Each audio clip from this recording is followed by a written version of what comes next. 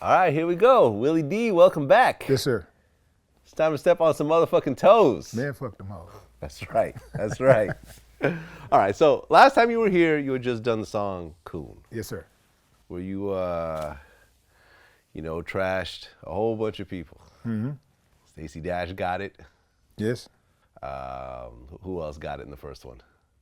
Michael Jordan. No, that first one. The first one. The first one, who was that? First one. Stacey Dash, Charles Barkley, Don Lemon, Yeah. Raven Simone. Don Lemon recently came out as gay. Well, that's not recent. I mean, he came out as gay like maybe, a couple years ago. Oh, really? Yeah. Oh, I never Yeah. knew. Now, he came out, he talked about finding his boo. He got his, got his boo thing now. Right. Found a boo thing. Right. I remember they were holding hands in this one picture that I saw. Yeah.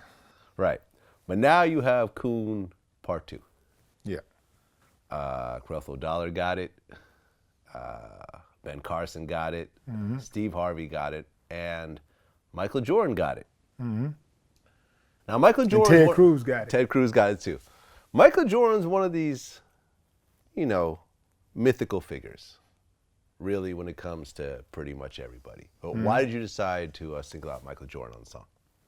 Well, Jordan forever has had the propensity to be evasive when it comes to supporting the black community, which he gets so much from.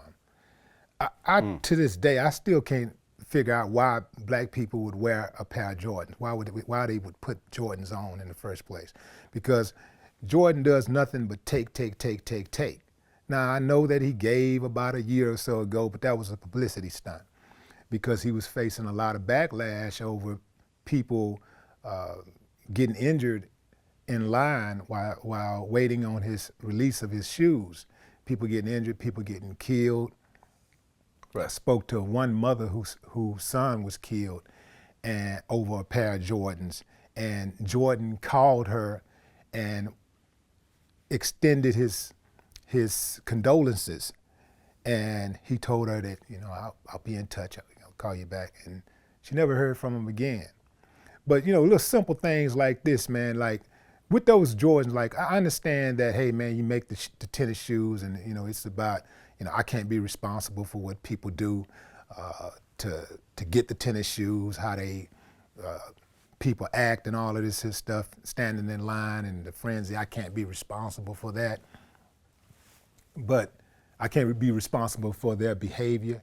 It's right, you can't be responsible for that behavior, but there is some things that you can do to change the climate around the frenzy of people getting those Jordans. I mean, that's not changing. People, we talk about people's responsibilities in life all the time and how people should act, but the bottom line is that people are just gonna always behave a certain kind of way no matter what. So there's some things that you can do as a leader, as the person who makes those tennis shoes, to try to circumvent some of the dangers around, that frenzy. I mean, he could basically say, you know what, instead of making so many making a limited amount, how about we're just gonna make these shoes in abundance, and that way we're gonna kill the whole frenzy. We're gonna kill the whole idea of people not being able to get their hands on the sneakers. And I know it'll take away some of the mystique and everything, but what's more important, human life or selling those tennis shoes? Well, to be fair, Michael Jordan is not even one of the main shareholders of Nike. That's fine, Yeah. but he's the face Yeah. of Jordan. And he's also pretty much the face of Nike, Yeah, I mean, you you say think that. of Jordan, you think of Nike, you think of Michael Jordan. Most people think if you had to put a face to a Nike, you Yeah. think Michael Jordan. Right. So- I mean, obviously there's LeBron and Kobe and You KD think Michael and- Jordan. and so, but Michael Jordan is the biggest seller out of all those, probably combined. Right. I mean, I just think, man, that, money is good, man, and it's good to get money. Trust me, man, I like money, man. I like Right. money a lot. But there's certain things that I'm just not gonna do to get my hands on it. And I just wouldn't be able to sleep at night knowing that I make sneakers. I got a pair of sneakers with my name on them that people are out here literally killing people over, and people are actually losing their lives over. It's one thing to say, well, I don't care about the killer, but what about the person that's getting killed? you know, like, and I know these idiots, something has to be done, you know, but we can't really, and I know people say, well, you got to punish them, you know, we need to put them in jail and lock them up for 100 years. Well, the thing is, man, that you can't legislate good behavior. You understand? You can't sentence your way out of trouble. Like in America, we got this hard on for punishment. Somebody does something, we punish. That's the first thing. If you read any comments and somebody does something right now, in fact, somebody did something already earlier today, but by the time this interview airs, just look up, somebody would have done something very atrocious within an hour, okay? Look it up, read the comments. They need to hang them. I say 50 years, give them 100 years, and all this kind of crazy stuff. That's the first thing that jumps out. So we're a very reactionary society. We're not about prevention. We're about like, okay, after it goes down, let's punish them. Punish. And so we wonder why crime is still going up, why America is so like morally corrupt, because we're not paying attention to the cause. We're more into the effect part of what's going on in society. So that's why we have all these issues. We don't care about our neighbors. We don't care about our neighbors' children. We don't care about anything but ourselves. In fact, a lot of us don't even care about our own children. We're so busy trying to be that dude, that chick, that we forget about our own responsibilities, our own children. So we neglect our children, and some of us, we just throw things at them. We throw money at them, we throw things at them, but we're not giving them the information that they need to be productive citizens and be good people, be human, to have human decency. We're not giving them that. We got all the external things covered, but we're not educating our children, and we're not investing, we're not investing in their emotional stability. We're not doing it as parents, and we damn sure not doing it as a country. Here you got a rapper from a group called the Geto Boys, a gangster rap group with some reality rap. But the media likes to paint it as gangster rap. Yeah. With some of the most violent lyrics, that's been put on wax over the years. Cautionary lyrics. Right. But go ahead. But yet, what are your children doing right now? My kids are in college. You have 2 kids. Yeah. Both of them in college. Right. One of them, I guess, is getting a law degree now? Yeah. My daughter's getting a law degree. My daughter's getting a law degree in New York, and my son is getting a business degree in London. How dope is that? Yeah. Yeah, and that's what it's about. It's about, but this wasn't happenstance. This was by design for me. This wasn't like something that accidentally happened. This is something that was like planned before I ever met their mother. I'm talking about like when I was like 10 years old, I was thinking of the type of woman I wanted to marry. And I was thinking like, I want to have children so that they don't have to go through what I went through. Like I knew that I was doing some things. The reason why I was stealing out of the store, and the reason why my mom was abusive, and my daddy was an alcoholic, and I had all of this strife around me, was because of insufficient living. We didn't have enough money. So I was like, I don't want to bring my children, I don't want to bring any children into the world. Now, I wasn't as sophisticated with my vernacular that I was saying, I don't want to put my kids at a social disadvantage. I wasn't thinking like that, but I was thinking like, I don't want to have children until I have some money. And as I got older, it started making even more sense. I was like, I don't want to have like children until I can afford children. Children are expensive. And I don't want to put my kids at a social disadvantage. And so this is what happens oftentimes, people can't break the cycle because, broke people get horny too, and they have sex. And so if you have somebody, you lay up and you get get somebody pregnant, you ain't got two nickels to rub together. You land up with somebody who's uneducated, who ain't got no future plans as far as like doing anything productive with their lives, and you procreate, then what can you give your children? And what'll end up happening in many cases is that your son is going to grow up trying to fill your shoes. Let's say you out there in the streets, you get caught up, now you in jail, you selling dope, you get in jail, you get a strike, you gone. Now your boy is in the house and his mama telling him, you the man of the house. That's another thing. Women got to stop telling these boys that they're the man of the house when they ain't paying no bill. You know? Right. So your boy trying to catch up. He trying to fill the shoes. He's trying to fill your shoes, trying to do the things that you're supposed to be doing. So now he's trying to defend the house. He's a boy trying to defend the house when mom get into a relationship with that abusive stepdaddy, a boyfriend. And he's trying to, the bills are tight, money tight. So he got to jump out there. He feel like he got to jump out there as the man of the house, the protector. He got to jump out there and get that money. And he ends up getting caught up. He's trying to be a man too soon, 15, 16, 17 years old, out there hustling. And bam, before he can even get his life started, he got a strike. Mm-hmm. And boy, once they get you in that system, your options just become limited and limited and more limited. So the idea of trying to make sure that you got your stuff together before you bring somebody else into the world, man, that's a concept that everybody needs to adopt. Yeah, I mean, if you talk about money, I've been doing some research recently, and poor people who make under $13,000 a year, mm-hmm.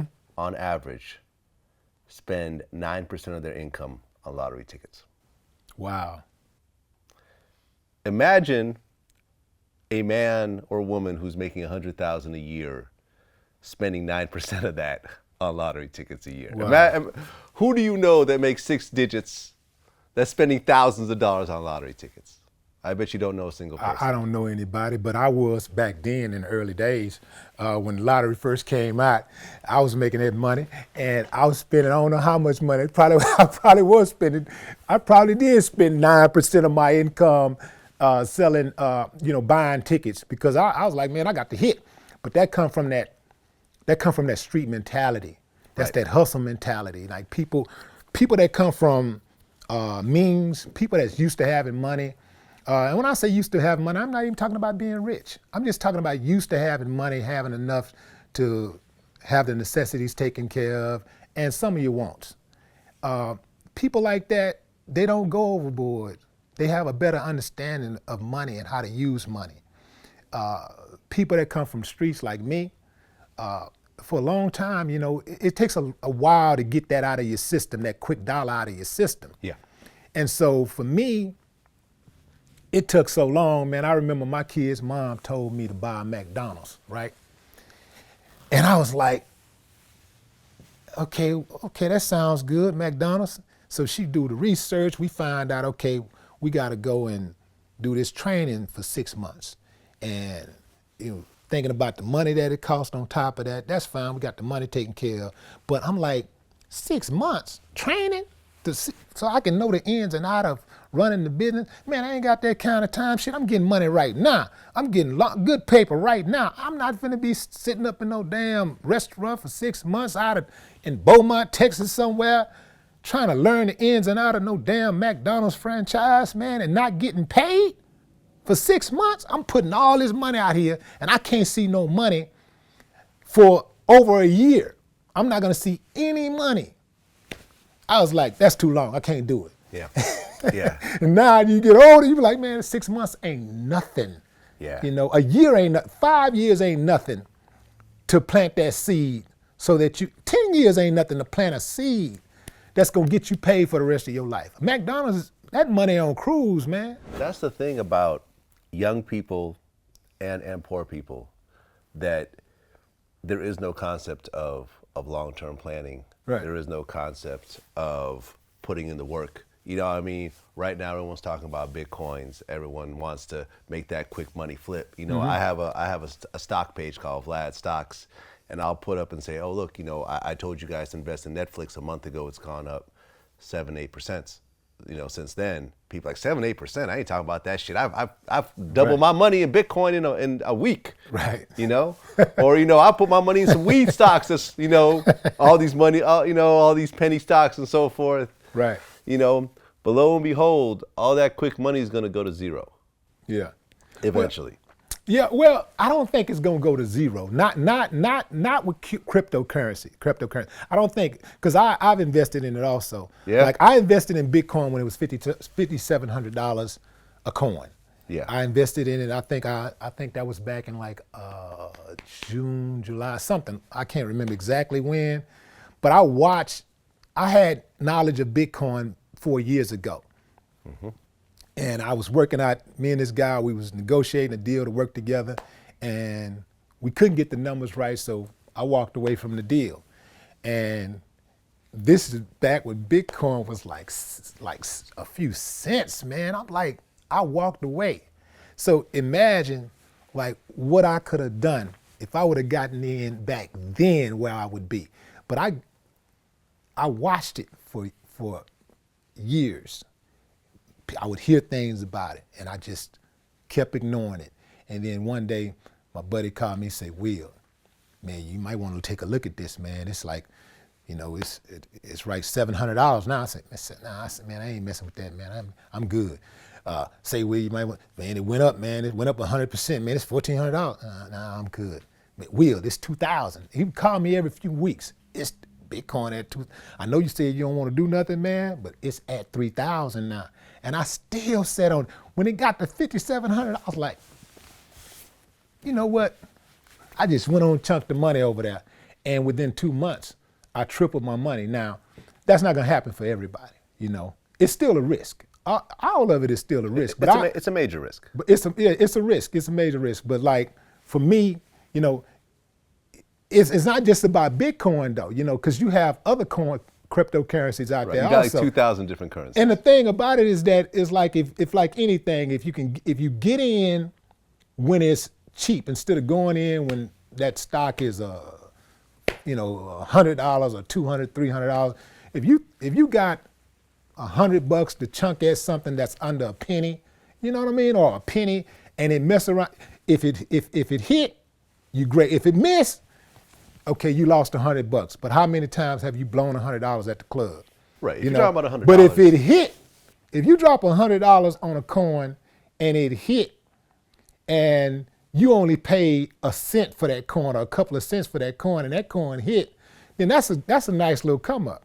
But I understand what you're saying about people trying to make that quick lick. Yeah. You know, instead of like, because now I look at it the same way you do. Like I look at that 8%, and if I can get, I mean, the bank only pay what, 3 or 4%, right? Not even that.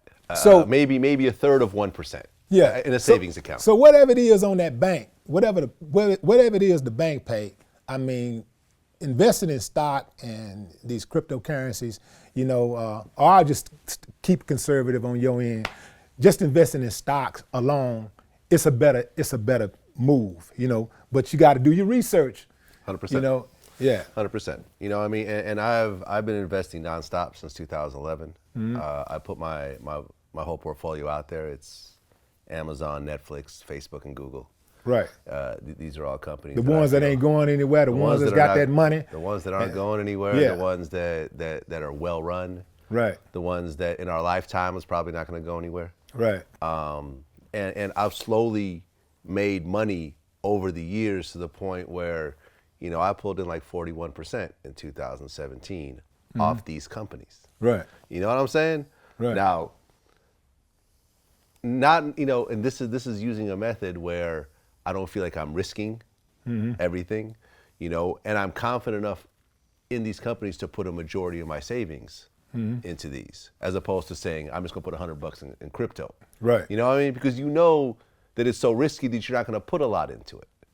But I can guarantee you that, and I've studied bubbles, all the makings of a bubble is what you're seeing right now in crypto. Yeah, I think it's a possibility, man, that'll happen. But for me, I'm good. Like I'm so up right now. Like it's like I can't be mad if it crashed today. Right. You know what I'm saying? I'd be disappointed. Right. Because I still got a lot of bread out there. But you know, like I'm good. Like I'm totally in the black. Yeah. I'm good. But then also selling it is not a straightforward process like it is with stock. No, it's not. Yeah. No, it's not. You can't just, if let's just say you have 10,000 right now in crypto, you can't just press a button and get that 10,000 in US cash. Well, you're not going to get 10,000 in US cash anyway, because after they hit you with those fees, Yeah. you know, it's going to be a little less than that. Yeah. But then it's also not instant also. You got to find a buyer for it and so forth. On most sites you do. Not on, which one? Not on Binance you don't. On Binance you can go straight there and boop, hit that button and it's sold. Right. And they take a commission of how much? Binance, I think Binance does 0.25%, something like that. That's not bad. Yeah. That's not bad. But that's trading. If you do a withdrawal, you know, they charge you more. Yeah, exactly. I just want people to be careful, man. You know, at the end of the day, I've had 3 moments in my life over the course of my life that I've put in a majority of my savings into some risky shit, whether it was, you know, some illegal shit that one of my homies was putting together, or a janky real estate deal from someone who I trusted, to a janky stock tip or whatever else. And once you lose a lot, you gotta understand the human mentality is the same emotional response you get from losing $1, you get from gaining $10. You see what I'm saying? So once you lose, that sting of it will make you not want to invest anymore. Right. And you'll end up leaving the game completely. I probably would have did that if I would have put that first money out there on that Bitcoin and I would have lost. I probably would have looked at all the other cryptos the same way. Yeah. But I won, man. Like I won. It's a beautiful thing to see. So, you know, after I did that, I was like, okay, let me try some. Because now I'm playing with house money. So for me. Yeah. I mean, I have my own thoughts about house money as well. I think that it's a natural tendency for humans to look at house money like it's not really their money. Yeah, you looking at it like it isn't house money. This is my money. That's really your money. Right, right. House money Right. is exactly the same as the money you got from being in the studio or doing these shows. Right. There's absolutely no difference in that money. It's not labeled differently. That's true. You know, so people look at house money like it's not really their money, so they go and do riskier shit with house money and end up getting in trouble that way. That's a good point. That's a good way to look at it. Yeah. But I'm still gonna call it house money. But that's a good point though. Hey man, listen, you know, trust me, for me to have money right now, I've lost it a lot of times. Yeah. You know what I'm saying? And you get to a point where you just get tired of going through that same cycle over and over again and starting back down at zero again. Right. You know? You had lost your mother a while back. And you actually said you were suicidal during that time. But your mother was abusive. Yeah. Can you talk about that? Yeah, man. You caught me off guard with that one, but yeah, I can talk about it, man. Because you know, here's the thing. Like a lot of times, man, you know, I speak on things because I know other people is going through stuff, and I may be able to help somebody. You know, I'm assuming that you found that out about through the article I wrote for Complex. Mm-hmm. Yeah. So when they reach out to me and ask me to write the article, I was like, for me, I approach it the same way I approach anything. If I can't bring anything to the table that's in addition to what everybody already is aware of, then I won't do it. But I saw it and I was like, you know what? I see the angle here. And so I went ahead and wrote it and shared my experiences growing up. I come from an era where you love mama no matter what. You see, no matter what mama did, no matter what she do, you know, that's mama at the end of the day. That's the person who risked her life to give you life. So it's like almost anything else she does, you know, you kind of look at it like we even, you know? It's like kind of anything else, anything that you do for her can never amount to what she did for you because she gave you life. And so I know it's a lot different now. I see people beating up their mamas now. You know, that like back when I was growing up, that could have never happened. The whole neighborhood will whoop your ass if they knew you were even disrespecting your mama by in your tone of voice. You would get your ass clicked on. I mean, the whole neighborhood would whoop your ass. We ain't talking about your uncles taking turns like wearing your ass out. You know, your grandma, big mama come through there and DDT your ass. You know, like, you don't disrespect mama. That's where I come from. So I had to struggle with that dichotomy of, you know, how she treated me and my reverence for her as a mother, right? So it was like, she was really abusive. I mean, like, she whooped our asses. I mean, some people say, well, you know, you probably deserve, no. No kid deserves to be abused. I don't give a fuck what they do. Do you ever hit your kids? Yeah, early on, you know, I gave them a few taps, you know, but I never abused my kids. Right. I stopped whooping my kids so long ago, they don't even remember getting a whooping. They don't remember at all. I remember once I whooped my daughter for biting this girl at school. This girl was talking shit and she bit her. So I whooped her because I thought that's what I need to do. You know, like, we don't do no biting. That's animal shit. You know, we don't bite, you know. So I whipped her. This is when she was 6. And that was the last time I put hands on her. So I whipped her, and after I did it, I felt guilty because I'm a critical thinker. And I was like, you did that for you. That doesn't help. I mean, I could have just simply punished my daughter and she would have learned a lesson. Because that's what I do with I've always done with my kids early on. It's like, I would take their privileges away and that'd be enough. And that worked for me when I was younger also. My mama, all the whipping she gave me, I never learned from any of it. But anytime I was punished, I couldn't go outside and everybody's out, all the kids outside playing, I can hear their voices and I can look through the window and I look out the window and I can't participate. Man, that shit was torture. But just whooping me along, I looked at whippings like, okay, it's like you hurting me, you know, so if you do something like that, you put your hands on somebody, people, they're gonna hate you, you know. Nobody likes to get hit. I don't give, you can say, well, I'm doing this for your own good. You put your hands on somebody, they're not gonna like it, you know, and it's gonna make them trust you lesser. Even if somebody continues to be in a relationship with you, continues to be around you, go through the motions with you in life, whether it's a family member or a romantic interest, they're not going to trust you the same. They're not going to feel protected around you if you put your hands on them. So luckily for me, I caught my snap and I was like, you know, I thought about, I said, I did that for me to make me feel better. It didn't really help her, the situation. If you use corporal punishment as a primary source of punishment, you're doing something wrong. You are doing something wrong. So you don't have to do that to kids. I know people say, well, these kids today, if they got their asses whooped, they wouldn't be doing all the stuff they doing and da da da da.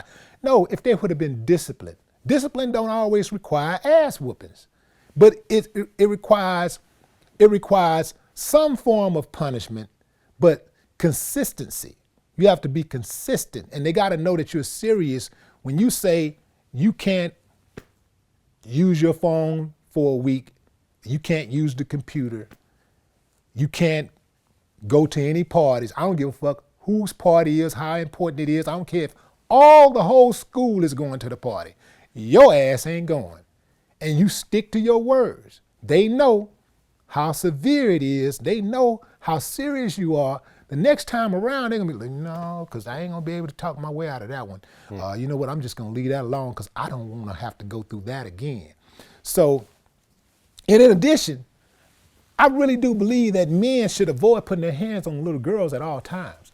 Because what this does is that it teaches a girl that it's okay for a man to put her hands on her. Because that's my daddy, he hit me, he loved me.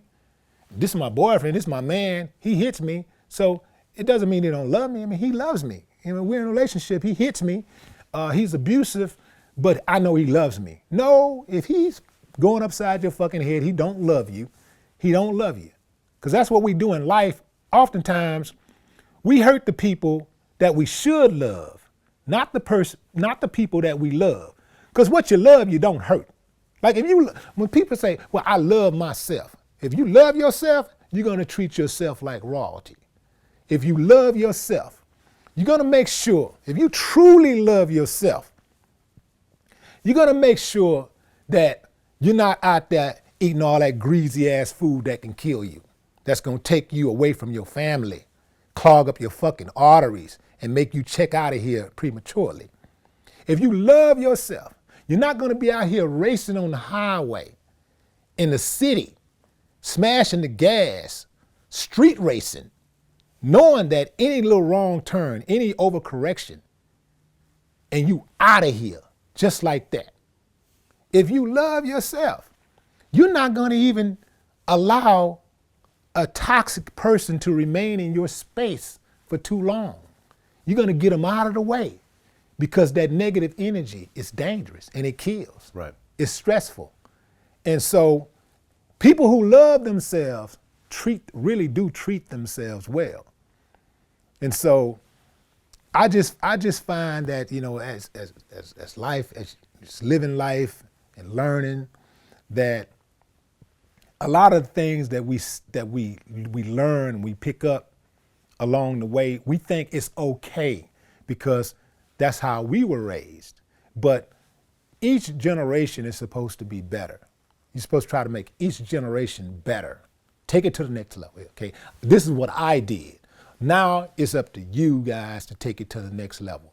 Before my kids were born, I was like, I'm gonna make sure that my kids have a good life and they don't have to go through the things that I went through, and they don't have to compromise themselves, you know, so that they can have a decent living, or, you know, to be able to go to a certain place or whatever. So before my kids were born, when they were in the womb, they were eating at fancy restaurants. You know, when they were in the womb, they were being read to. Okay, we're reading books to them while they're in the womb.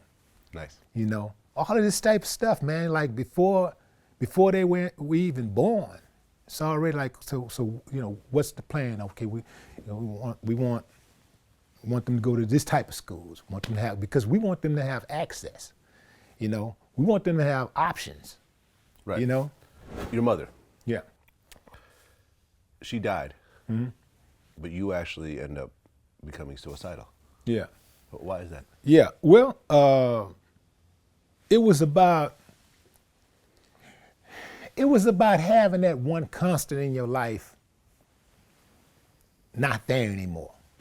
See, out of everybody in the world, you know where mama at all times. You know, your brother, he might be, hey man, what John? I don't know. Man, you know, where's such and such? I don't know. But mama gonna either be at home, at her friend's house, at her mother's house if she's still living, or her sister's house, or she gonna be down the street at the game room or at the cafe or wherever. You know, you can find mama without a phone. You can find out where mama at, right? Mm-hmm. And so it was just a lot of pain, you know, having that constant, like, leave your life. You know, like I say, out of all people, this is the person that brought me into the world. This is the person that, even though we wasn't like close, you know, like we should, like a mother and a son should be, she was still the one constant in my life.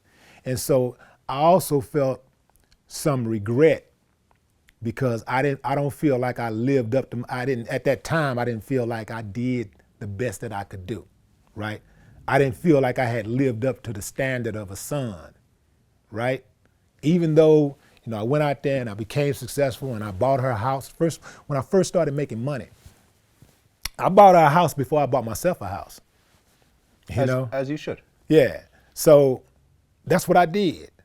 So I did all these things and I still felt like I didn't meet that standard because we never was like really, really close, like a mother and son should be. I'm talking about that natural closeness. You know, Yeah. I'm not talking about anything fabricated. I'm talking about that natural closeness. I didn't feel like, you know, that. I didn't feel like we had that. And when she died, I felt like the people at the hospital, I felt like they had played a role in it also, because they actually moved her.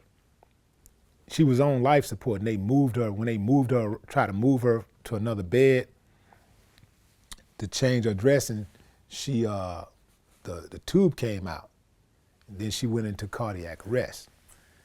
So, and another thing too, I didn't know she was gonna die. Like my other sisters and brothers, they were like, they felt like she was not gonna make it. I never thought she was not gonna make it. I was like, she'll be coming out of this, you know. I really did feel like she was gonna survive.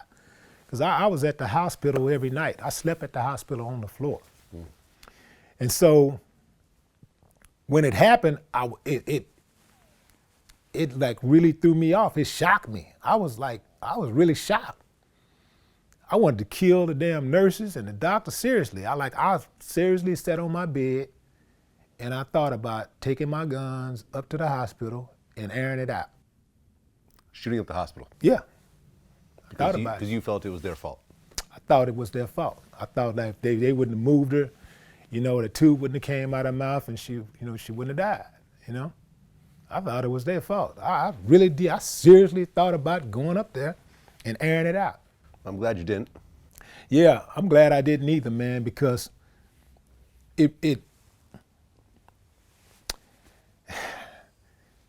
brings you back to the whole concept of life. And everything in life is about process. It's respecting the process. There's a process when people die.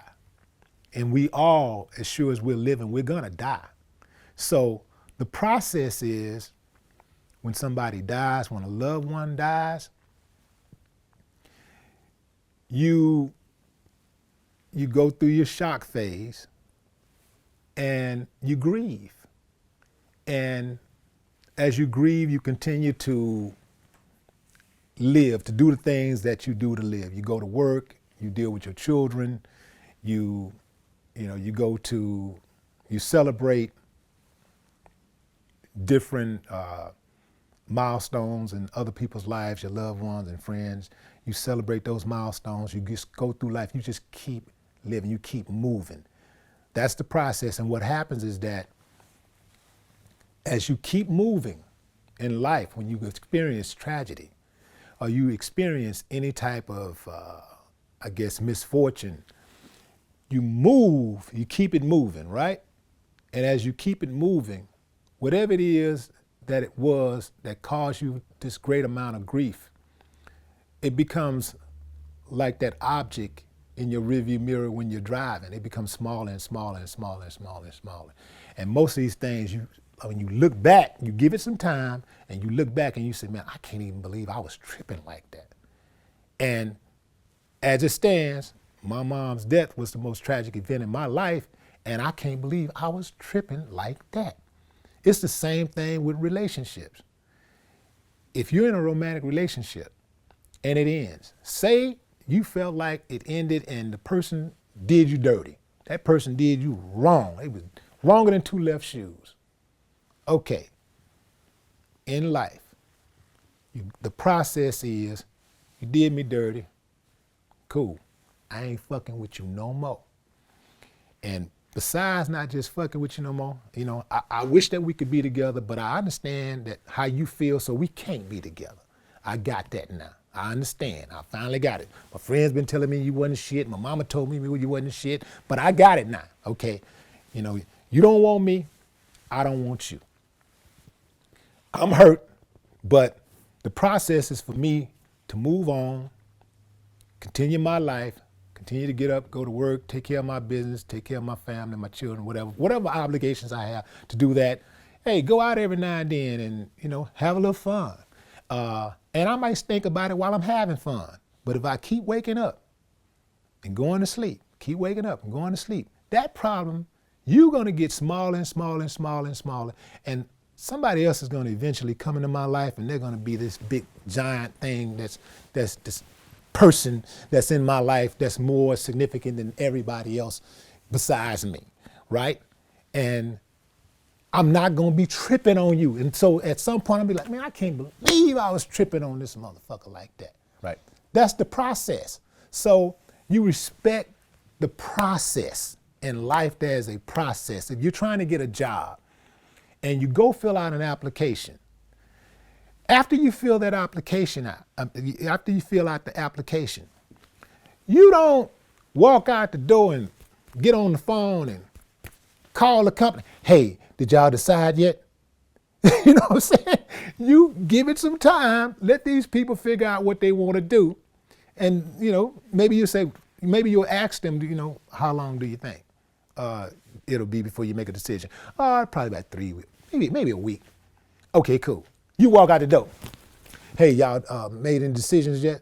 No, give it some time, go home, take care of your business, go through life, do whatever you're doing, maybe even fill out some other applications or whatever. And just keep it moving. And then at some point, if they feel like you're the person for the job, they'll give you a call. Trust the process. Trust the process, man. With the Geto Boys, your biggest song was Mine Is Playing Tricks on Me. Mm-hmm.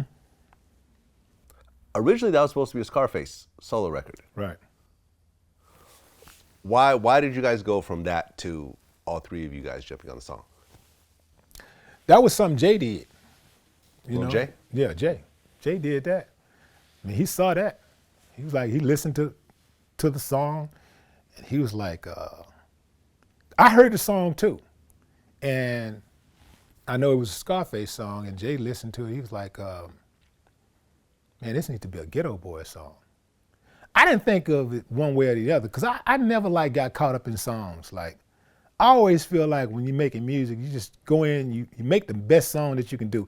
If I don't give a damn what you're talking about, we're gonna talk about Land Carpet. Man, I'm finna do the best, dopest ass Land Carpet song you ever heard. Damn, we're gonna talk about how we lay this carpet and cut it up right, man. When you walk on it, it's gonna be soft. Man, I'm finna talk about this carpet, man.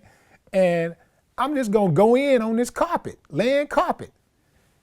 And when I finish, I feel like it's done. It's done. I'm moving on to the next thing. I never get caught up in songs.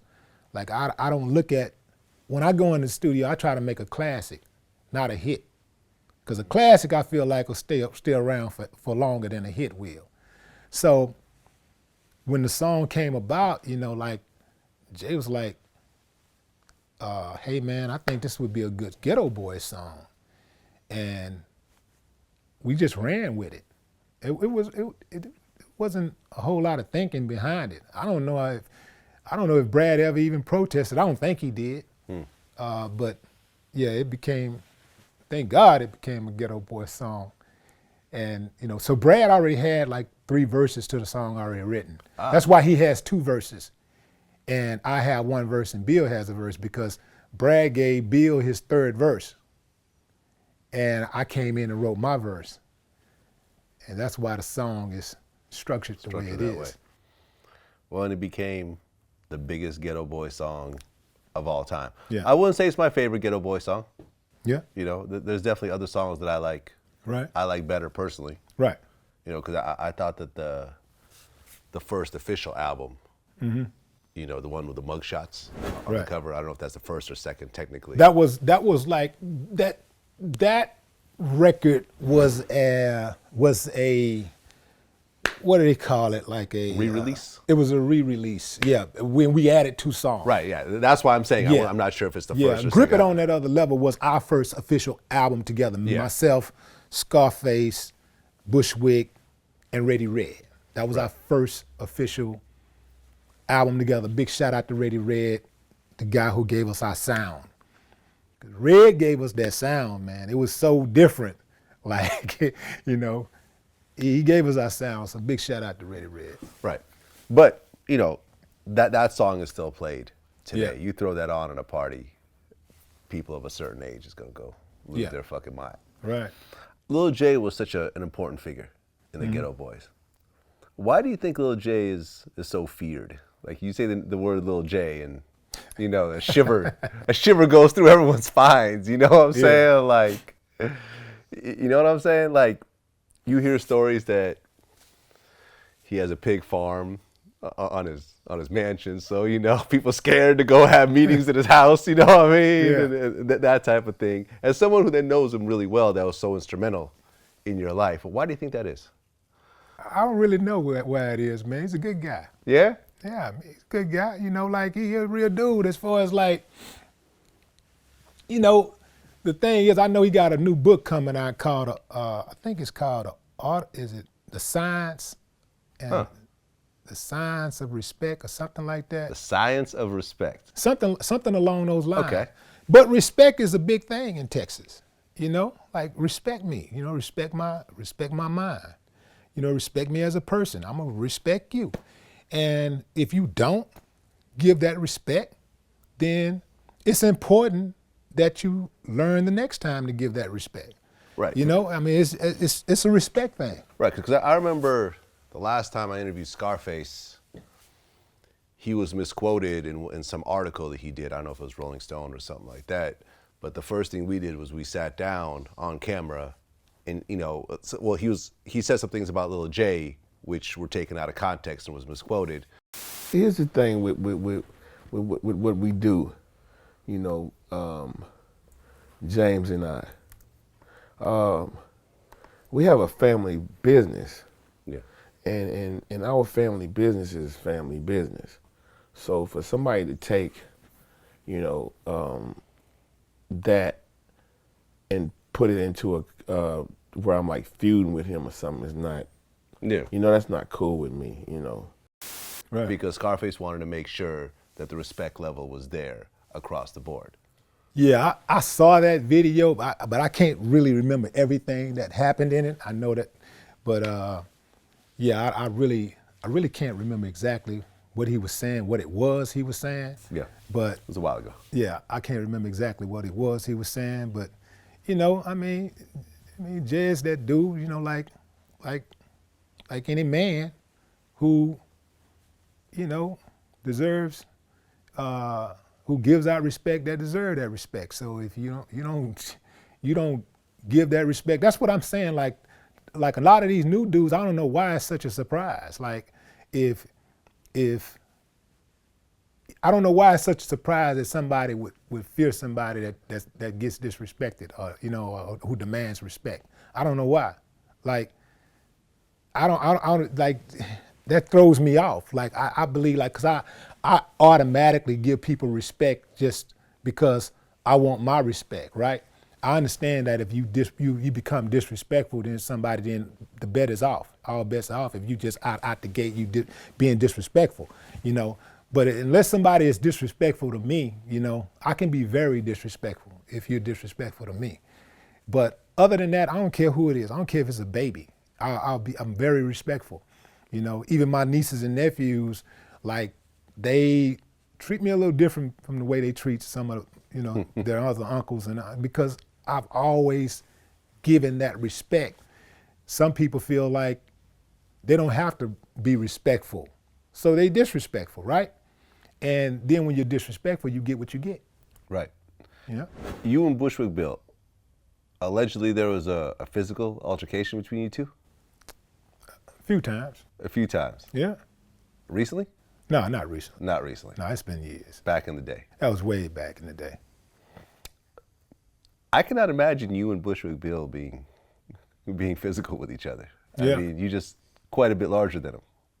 Yeah. But he's still a man. Right. He's just shorter. You know what I'm saying? Like, if you got a dude that's 6 feet, right? You ain't got no problem fighting that dude, right? As a man, right? As a man, you know, you ain't got no problem fighting that man, right? Okay, so if you come across a dude that's 5'10", you ain't got a problem with that.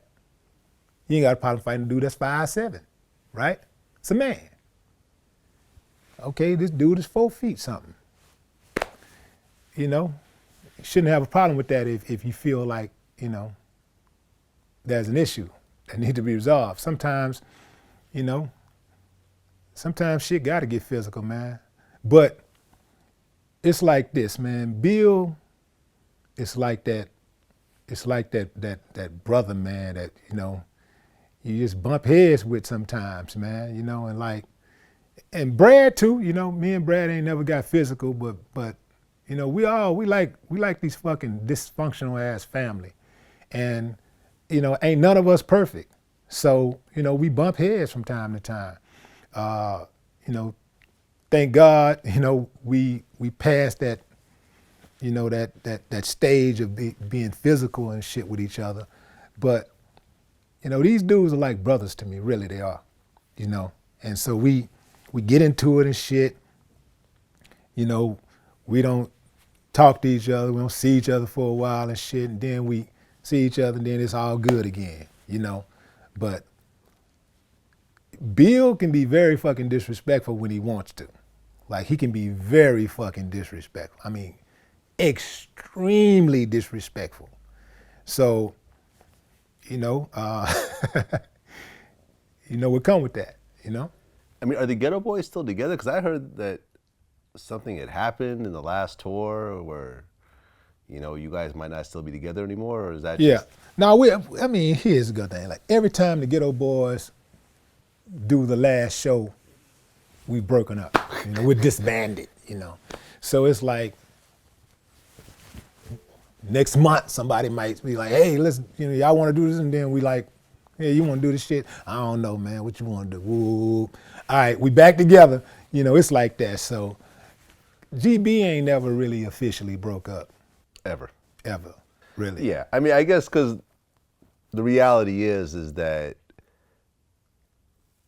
people like Scarface, people like Willie D, people like Bushwick Bill, but the sum of the parts is a bigger entity. That's true. I was just saying this to Brad a couple of months ago. It's like, man, the sum is greater than the parts. Yeah. And I got like Brad has done great for himself as a solo artist. 100%. I mean, he's just to be fair, had the best solo career. Yeah, definitely. And that's why, he gets the most work, in terms of shows and shit like that. More people ask him, to get on songs and shit. I get that. If you're in a group, somebody's gonna have a better career. Right. And in our group, it was him. Right. So somebody's gotta be Ringo Starr. Somebody, you know what I mean? So it's all good.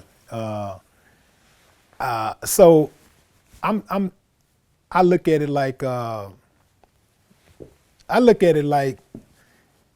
the end of the day, when it's Geto Boys, it's Geto Boys. It's like even right now, like I've made more money doing other shit than I made in music. So I'm good. Like I ain't never got to put out another album.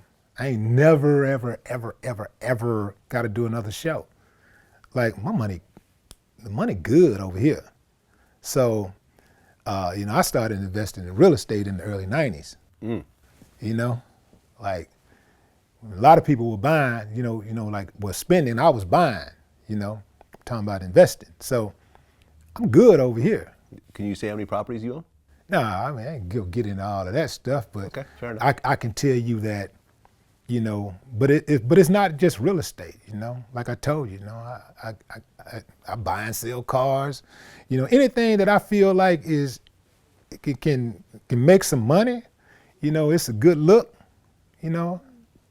I'll take a look at it. Right, because I had DJ Paul on the show last year, and he was telling me how I paid cash for every single thing I ever bought. Huh. Every car, every house. I got 8 houses now. All you cash. Have 8 houses. I got 8 houses. I don't live in all 8 of them, obviously. Clearly not. But I got 8, and I pay for everything. I look at it like this. I was like, if I can't afford to pay for something cash, then I shouldn't get it. An old saying way back, if you can't pay cash, you can't afford it, right? That doesn't mean you should pay cash. You have to take a look at, your situation. Is it better to pay cash for this, or is it better to do this on credit or whatever? But if you can't pay cash, you really can't afford it, right?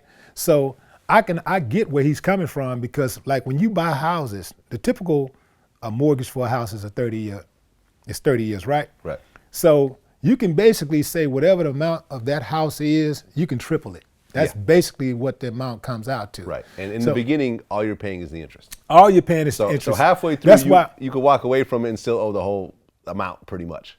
That's why a lot of people can live in a house for 10 years, 15 years and still get evicted. Yeah. And not have any equity in the house because all of the money went to the principal. Went to the. Went to the. Why can't we think of this? Interest. The interest. Yeah. All the money went straight to the interest. Exactly. Nothing is went to the principal. So, Exactly. when you look at your principal, let's say the house. Let's just take a conservative number. Let's say the house costs $100,000, and you've lived in the house for, I don't know, maybe 12 years. When you look at your principal, you probably only put in $4,000 toward the principal. Right, exactly. Only you still owe $96,000 on it. Yeah. Exactly. Right. It's a hustle. It's a hell of a hustle that a lot of people fall for every day. That's why you have to take a critical look at buying versus renting. Yeah. I rent. I don't actually own any property right now.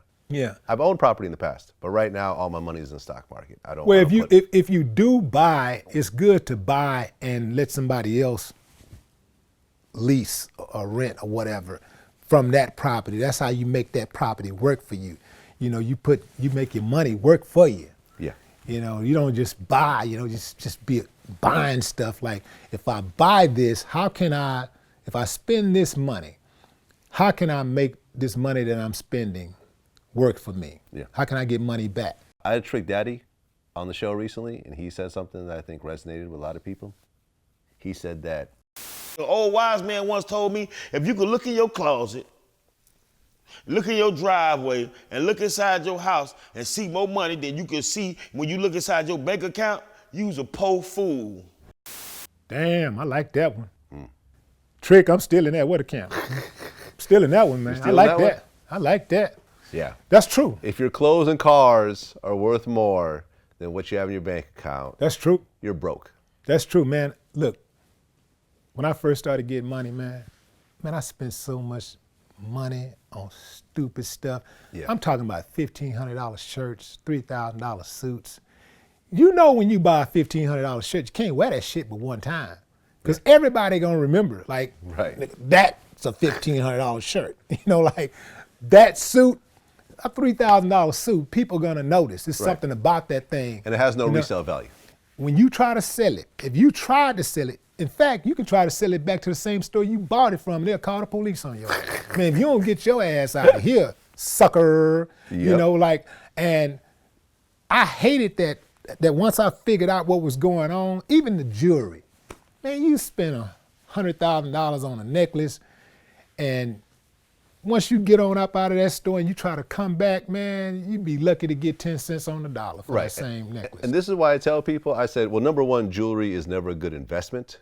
Mm-hmm. But if you are going to spend money on jewelry, if you're going to splurge on yourself, well, get a Rolex plain Jane. Yeah. Because Rolexes, historically, you've been able to sell them for at least what you bought it for if you wait at least a couple of years. Tell me about it. Right. Tell me about it. Not a good investment because it's not going to appreciate. Right. An investment's supposed to appreciate, but at least you can get the money back as to what you spent on it. Now, if you bust it out, if you throw a bunch of aftermarket diamonds on it and all that other shit, it's essentially worthless. That's true. You can only basically sell it to the next fool that's like you, basically. You got to find somebody that's like you. Yeah. It's just like when I put like $30,000 in aftermarket on a Chrysler once, like on a 300. And when I got ready to sell it, like it was worth like $9,000. Like that was the value. I tried to sell it like 5 years later. In fact, I ended up I felt so bad about trying to sell it, I just gave it away. Mm-hmm. I was like, man, I ain't trying to take no, man, I feel violated, Yeah, man, listen, anybody can make money, but it takes a very smart person to keep it. And most people in life are going to come across a lick. You're going to get, I don't care who you are, you may be the poorest person in the world, but at some point, you're gonna come across some kind of lick where you're gonna get a $20,000 lick or a $30,000 lick. You can become rich even with a $10,000 lick if you normally, your normal expenses are typically $1,000 a month or whatever, and you come across $10,000, if you're a disciplined person, you could take that and make yourself a millionaire. Yeah. You know, if you got 10,000, you know, all you got to do is jam that 10 times and get you 100,000, and whatever you did to get 100,000, do that 10 times, now you're a millionaire. Exactly. Well, you've said that black people need their own economy. True. You think that's going to happen? I mean, because you had the whole Black Wall Street thing that happened back in the day, which ultimately got burnt down and fucked up. But do you think that's actually going to happen at some point? I think it might happen after everybody die. Like everybody got to die. It's too many coons out there, right? You know, it's too many coons. It's too many people out there who are working against the black community, and many of them look like the people in the community. And so it's very difficult to fight through it when you have focus groups who are not black, who sit around and think of ways to continue to destroy the black community or put black people in a deeper hole. You know, they got focus groups, people who sit around and figure out, you know, how can we get these youngsters, how many youngsters are we going to be able to lock up over the next 15, 20, 30 years? You know, how can we control this? You know, how can we control this population? You know, it's very intentional what they do. And so I know people say, well, we got to get our stuff together and we got to do this. You see, let me tell you something, man. With all of the grinding that black folks have been doing in America, with all of the hardship stuff that we went through, if not for the focus groups in America who are oftentimes hired by the government, who are on the government payroll, if not for those people, those agents, black people would have probably everybody outpaced by now, you know, and we wouldn't be in the rut that we're in. But it's very hard to reach your full potential when you're being targeted by your own government for failure. I don't give a damn who you are. If you think I'm playing, let's pretend for a moment. This is a hell of a pretension right here. Let's pretend that white folks were the targeted for failure in America. Let's say right now, from this point on, cops are gunning down white folks in record numbers, shooting unarmed white folks in record numbers, killing them way more than anybody, unarmed white people, right? Let's say white people were going inside of stores and being followed around, right? Let's say that when white people wanted to open a hotel or a restaurant or a club, that the people in the permits departments dragged their feet or decided, you know what, we're going to refuse that. We're not going to allow you. Or when you do open a restaurant, a club, or a hotel, inspectors come through and fuck with you so much that they basically destroy your will and make you sell. Tell you, you know what, this shit ain't even worth it. Let me get the fuck out of here. I'm tired of these people coming through here fucking with me. I've owned a number of clubs in Houston, right? Oh, really? Number of clubs, right? Okay. Yeah. So there's been times where I can ride down a certain street, and there's certain streets in Houston where they have clubs, and those clubs are like in mixed use areas. You got residential and businesses, right? And they'll be out on the patio with a band and the music is fucking just booming, right? Well, you can hear the music, you driving down the street, you can hear the music all the way till like 9, 10 o'clock at night, right? But these establishments are white owned or they're owned by somebody else, right? Now, a black club try to do the same thing and have something going like that. You know, they riding them every day, fucking with them, right? Let's say that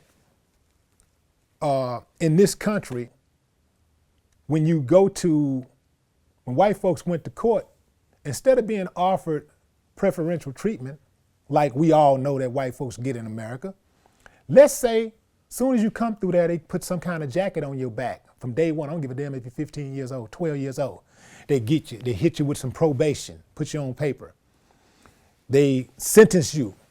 First time you go in, you know, on a weed case, you get 2 years in jail. You know? Let's say they start like these prisons, instead of them saying, you know, we building these prisons, we're thinking of black people. Instead of them, we're building these prisons thinking of white people. And white people started going to jail like that.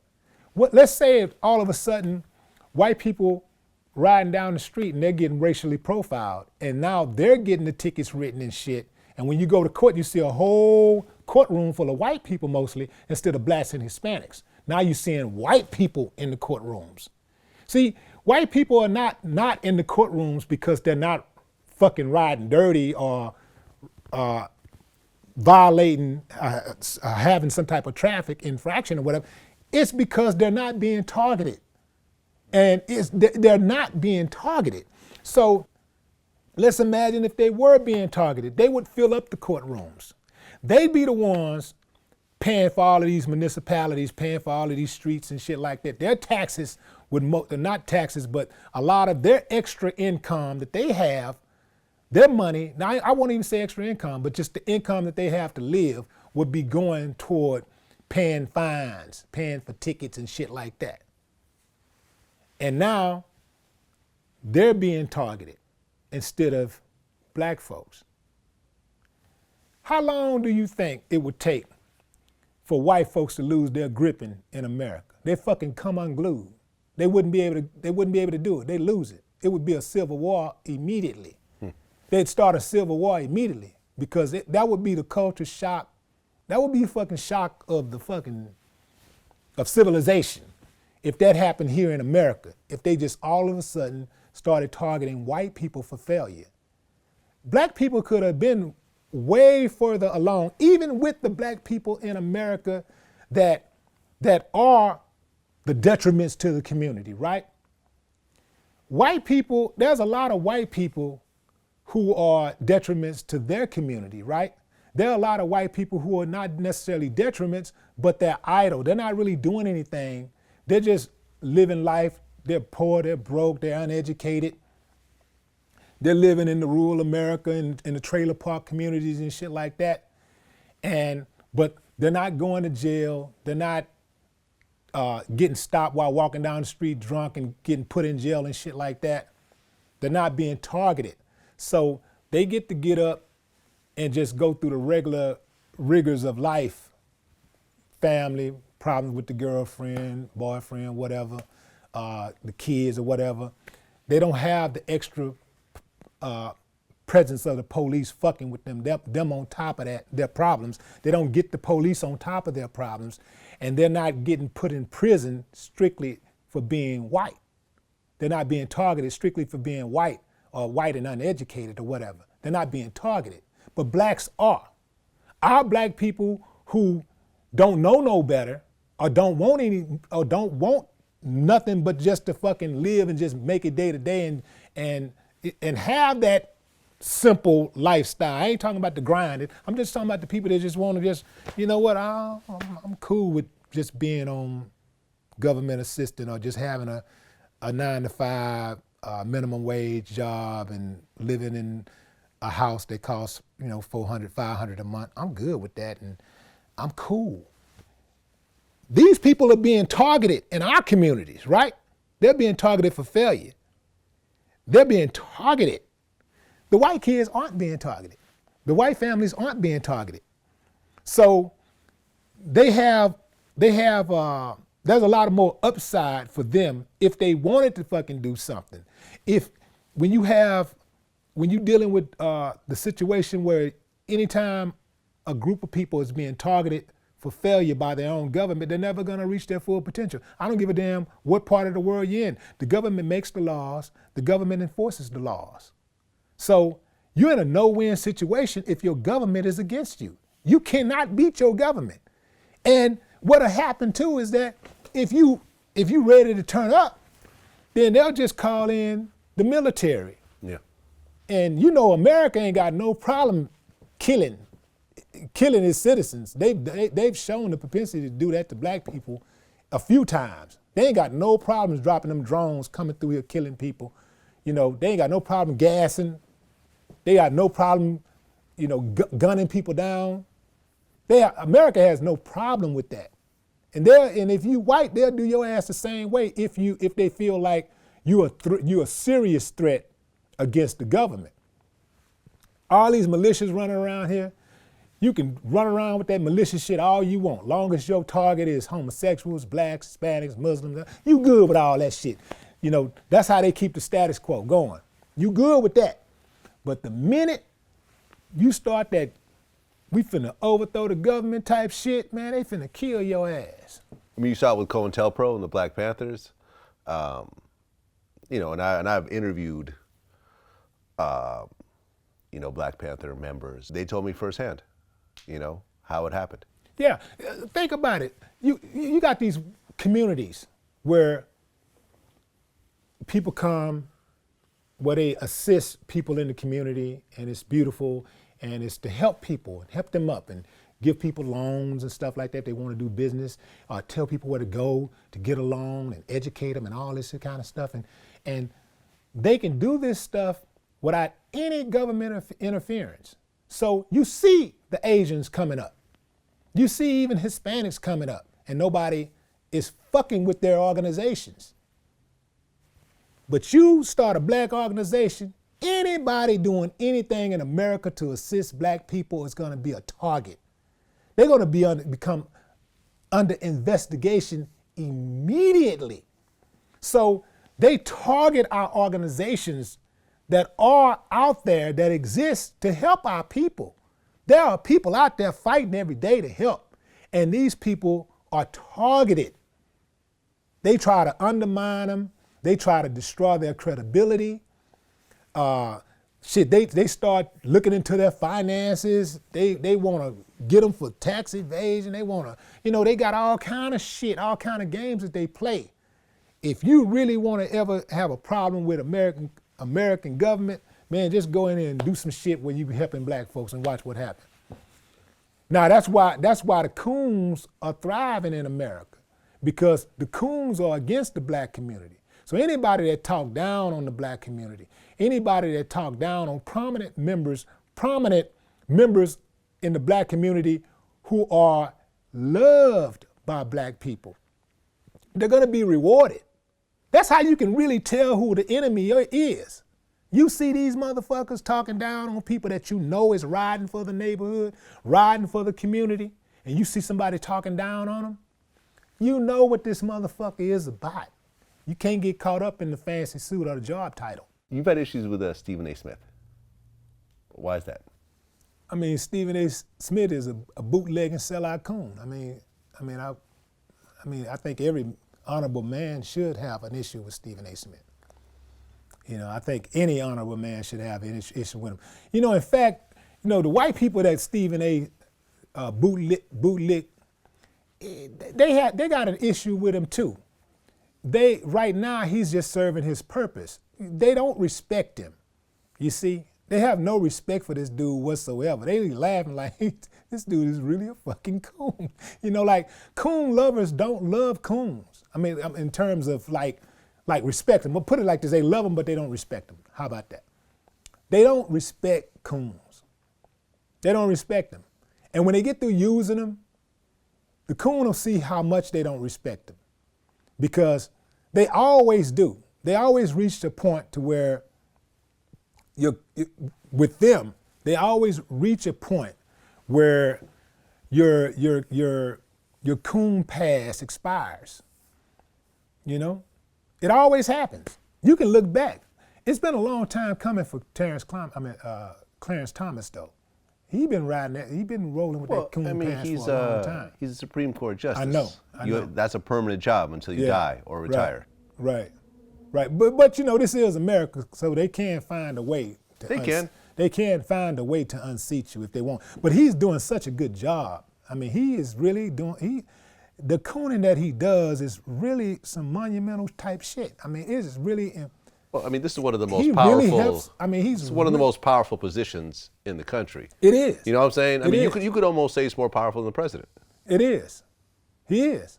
He collectively, with the other, the people. I mean, they almost got him out of there, with the whole Nita Hill thing in the beginning.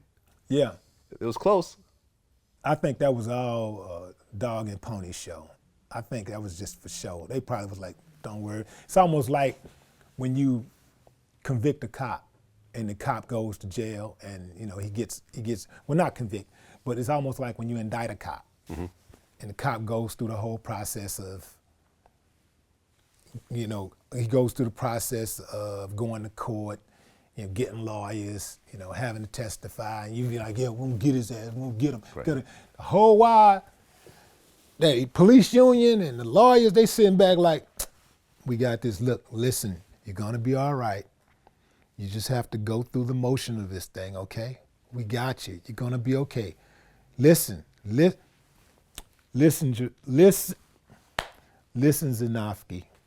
Just trust the process. We got you. Eminem did a cypher on BET. Mm-hmm. And you were actually one of the few rappers that actually defended him, outside of his own clique, like the Royce the 5 Nines and so forth. Yeah. I remember I interviewed Lord Jamar about this afterwards. And he had a problem with, like, the black people behind him, symbolically. My problem with the freestyle was the imagery. The black kids in the background? Exactly.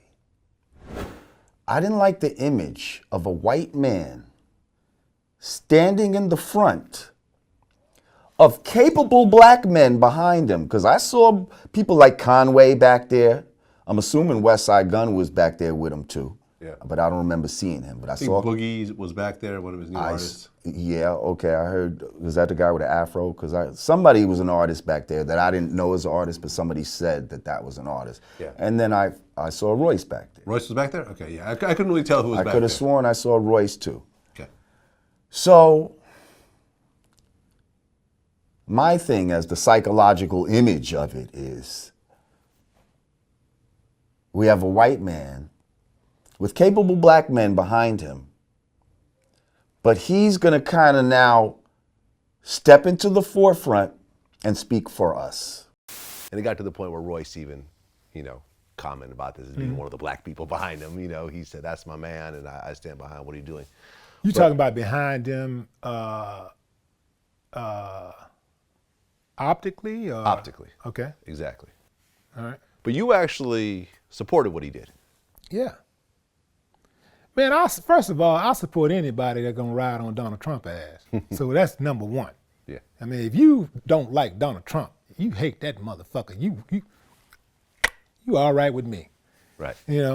But on top of that, Eminem, besides the fact that he is a prolific fucking lyricist, besides that, he delivered that night, he got on his ass. He got on his ass that night. Now, could any other rapper have done that? Some other rappers could have done it. Yeah, most rappers couldn't have done it. But YG and Nipsey Hussle did fuck Donald Trump. Yeah. Even went on a fuck Donald Trump tour. Yeah, there are other rappers who are capable of, I think, of evoking the same type of energy that he got, right? I think but I know that there are a number of other really good fucking artists, black artists out there that could have done the same thing. So I would have said the same thing if they would have gotten on their asses. Now, the difference between them doing it and Eminem doing it is that Eminem is white. And so Eminem is going to reach a different demographic when he talk about that type of shit.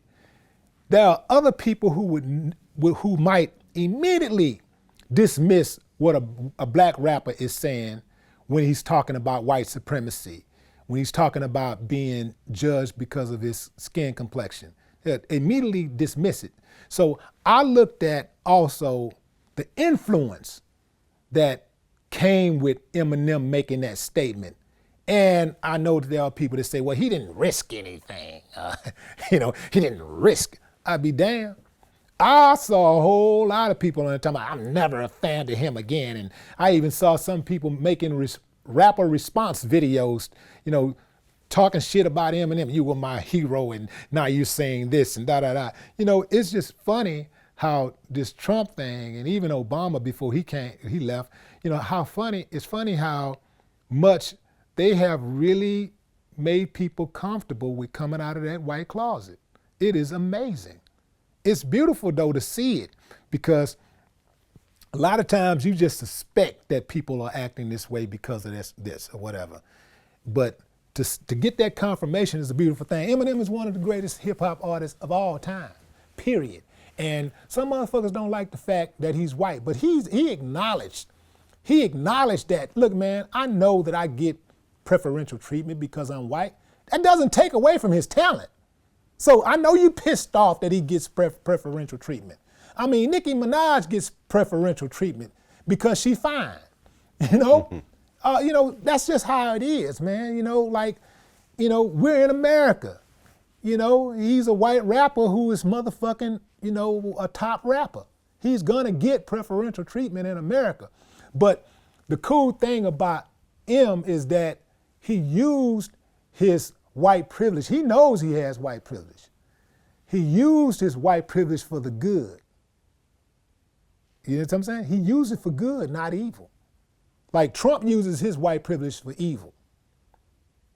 And so many other dudes out there do the same thing. But M used his white privilege for evil. And then you got people that say, well, why hasn't he been saying something or been doing things? Like, motherfucker, you don't know what that man been doing. And also, everybody don't have to be vocal about what they stand for, right? Right, because if you look at, for example, like a Kid Rock, who started out as a rapper, yeah, doing songs with Too Short and had like right, a little high top, right, fade thing, whatever.